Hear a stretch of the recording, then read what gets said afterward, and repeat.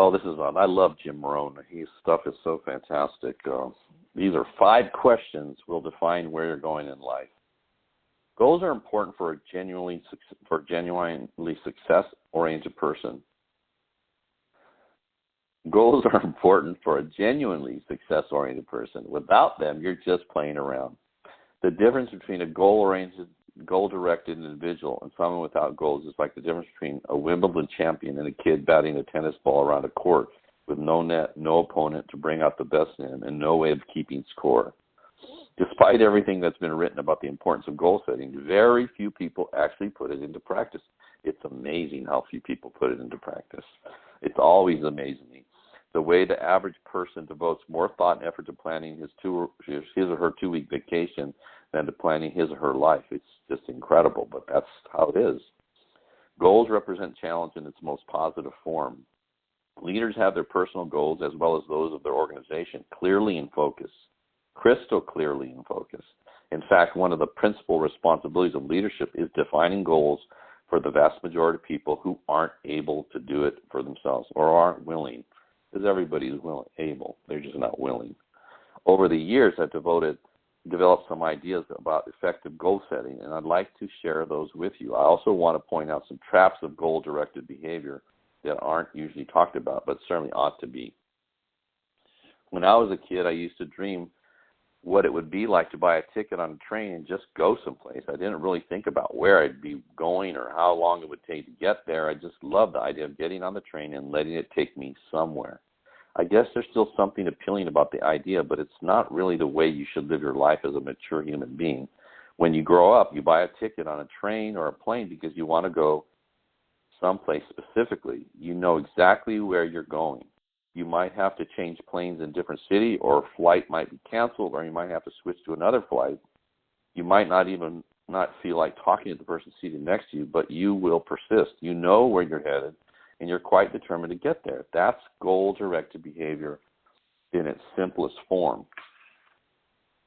These are short-term goals and there are short-term goals and long-term goals. Sometimes you're flying across the country, other times you're just walking down to the corner grocery store.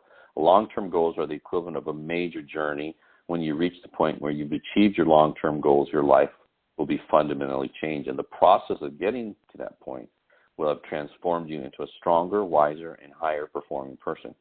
How can you identify your long-term goals on a sheet of paper or a notebook? Write these 5 questions. 1, what do I want to do? 2, who do I want to be? 3, what do I want to see? 4, what do I want to have? And 5, where do I want to go? Under each of these categories, write down several possible long-term goals. Be very relaxed about this. Just allow your mind to flow and come up with 3 to 6 ideas for each category. Don't worry about a lot of details at this point, and don't spend too much time describing a particular goal.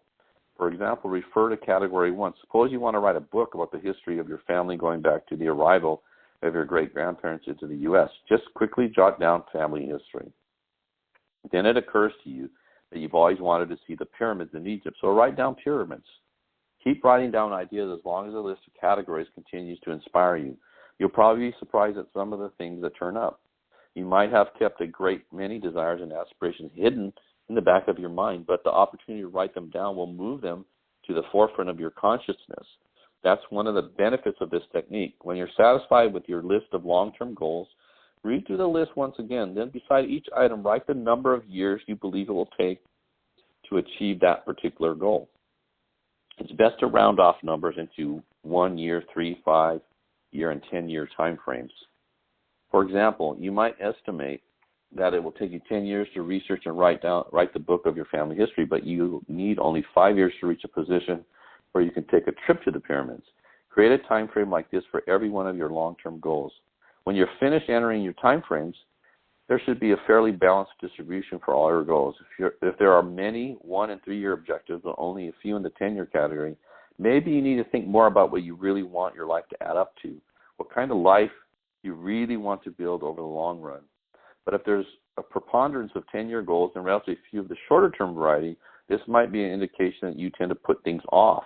Keep working on your list, adding and subtracting goals with various time frames until you've created more or less even distribution. Now comes the the really challenging and interesting part. So far, you've just been adding things to the list. Now you're going to start asking yourself, what's really important compared to what might just be fun? Choose your 4 goals from each of the 4 time frames: 1 year, 3 year, 5 year, and 10 year. You now have 16 separate goals. So far, you've only referred to them in shorthand fashion, but now you're going to start seeing them very clearly in your mind's eye. You're going to see each goal just as if it were being realized this very minute, and you're going to write down a detailed description of exactly what you see.